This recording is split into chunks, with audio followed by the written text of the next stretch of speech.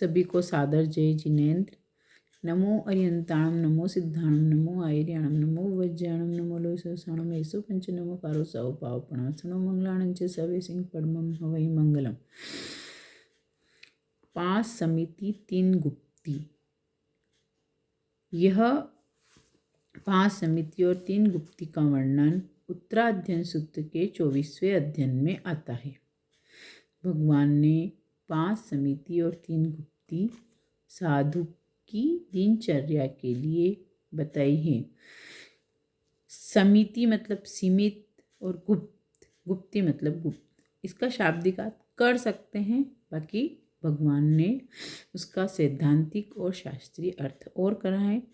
आप सेंस से समझ सकते हैं सीमित, आपका संसार सीमित करना है तो आपको किस तरह से, जिस तरह साधु का संसार सीमित करने के लिए दीक्षित होते हैं तो उनकी दिनचर्या कैसी होती है। संसार छोड़ने से काम नहीं चलेगा, आपकी दैनिक चर्या भी उसी रूटीन से चलनी चाहिए। सबसे पहले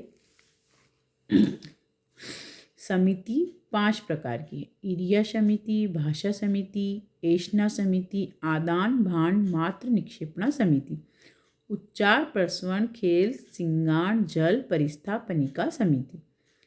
3 गुप्ती, मनोगुप्ती, वचन गुप्ती, काय गुप्ती।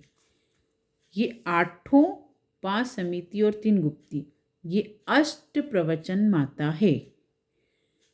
क्योंकि जिन प्रवचन रूप द्वादशांगी का सार 5 समिति और 3 गुप्ती में समाविष्ट है। जिस प्रकार माता अपने बच्चे की देखभाल करती है, उसी तरह अष्ट प्रवचन माता दीक्षित साधु की रक्षा सुरक्षा करती हैं, उसके संयम की, उसकी दिनचर्या, उनके कार्यकलाप ऐसे होते हैं जिससे माता उसकी एक सुरक्षा हो जाती है बच्चे की। उसी प्रकार साधु की सुरक्षा होती है अष्ट प्रवचन माता। इनको माता का है। हम इसको बिल्कुल वैसे ही सोच सकते हैं कि माता के निश्रय में बच्चे की कितनी सुरक्षा रहती है। पूरी दुनिया एक तरफ और बच्चा माँ के साथ एक तरफ। किसी प्रकार की बच्चे को चिंता नहीं होती है, उसके और रिश्तेदारों को कोई चिंता नहीं होती है, बच्चा माँ के पास है। उस समय माँ उसकी हर तरह से देखभाल कर सकती है। वैसे ही 5 समिति 3 गुप्ती साधु के संयम की रक्षा सुरक्षा करती है। समिति का स्वरूप। समिति प्राणातिपात से जीव हिंसा से निवृत्त मुनि को आवश्यक एवं निर्दोष प्रवृत्ति करना समिति कहलाता है। उत्तम परिणामों की चेष्टा को भी समिति कहते हैं। समिति ऐसी इरिया आदि 5 चेष्टाओं की तांत्रिकी संज्ञा है। आगमों का एक पारिभाषिक एवं सांकेतिक शब्द है। समिति एक आगमों से लिया गया एक शब्द है। एक सुरक्षा कह दो, दिनचर्या कह दो, वो नहीं। समिति मतलब साधु की दिनचर्या ही आएगी, कार्यकलाप ही आएंगी कि वह सुबह से शाम तक और पूरे वर्ष भर किस तरह से उनको गतिविधि करनी है। इसका शास्त्रीय आगमिक शब्द है समिति। हम ये जो शब्द बोलते हैं वो भगवान ने बोले हैं और आगम का शब्द है समिति। जीव हिंसा, दीक्षा लेते ही 6 काय जीवों की हिंसा का त्याग हो जाता है। हमारे हमेशा स्थावर की हिंसा निश्चय रूप में होती है संसारियों को। हम इससे बच नहीं सकते हैं। हमारा इससे भरण पोषण पालन पोषण होता है। जैसे अग्नि जलेगी, खाना बनेगा, हम खाएंगे तो उसमें वनस्पति काय, तेव काय, एक की निश्चय में जल पानी लगता ही है। तो जहाँ एक की हिंसा होती है वहाँ 5 की हिंसा या 6 की, भगवान ने 6 की कहा है, 6 कायों की हिंसा होती ही है। वैसे ही साधु इन चीज़ों से दूर हो गया है, उन्हें ये क्रियाएं नहीं लगती हैं। अब उसका शुद्धता से पालन करना समिति है। तो कैसे कैसे जीव हिंसा से बच सकता है, कैसे चलना है, कैसे बोलना है, कैसे आहार पानी लाना है, अपने उपकरण किस तरह से रखने हैं, जो लाए हैं उसको कैसे परखना है, उस सब चीज़ों का जो वर्णन चलेगा वो है 5 समिति। क्रिया समिति, कार्य उत्पन्न होने पर गमन करना, दूसरे जीवों को किसी प्रकार की हानि न हो, उपयोग पूर्वक चलना। इस तरह से गमन करना है कि कोई भी जीव त्रस स्थावर की हानि न हो, जैसे पानी की बूंद हुई, हरी हुई, चींटी हुई, ये तो होगा स्थावर। ये कहीं अग्नि लगी हुई होती, आपका गमन इस तरह से हो कि आप हिंसा न कर पाए।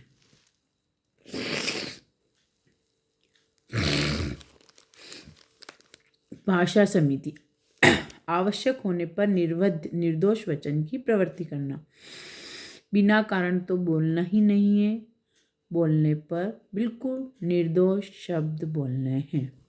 ये आपकी भाषा समिति। ऐष्णा समिति, 42 दोष टालकर निर्दोष भिक्षा आदि ग्रहण करना। संयम लेने के बाद भूख नहीं लगेगी ऐसा नहीं है, भूख लगेगी, आहार करना पड़ेगा। उस आहार को कैसे लाना, कैसे उपभोग करना, ये 42 दोष टालने हैं। उसमें जो दोष लगते हैं वो दोष टालकर लेना। ऐष्णा समिति। आदान भान मात्र निक्षेपणा समिति, भांड मात्र आदि उपकरणों को, पात्री जो भी साधु के पास हो, जो भी वस्त्र पात्र जो भी है, उनको कैसे रखना, कैसे करना, उपकरणों को लेने रखने में परिलेहन और प्रभाजना की अच्छी प्रवृत्ति करना आदान भान मात्र निक्षेपणा समिति है। जैसे कोई पात्र उठाया और कहीं दूसरी जगह रखना है, वहाँ पहला प्रतिलेखन करना है, फिर उसको रखना है।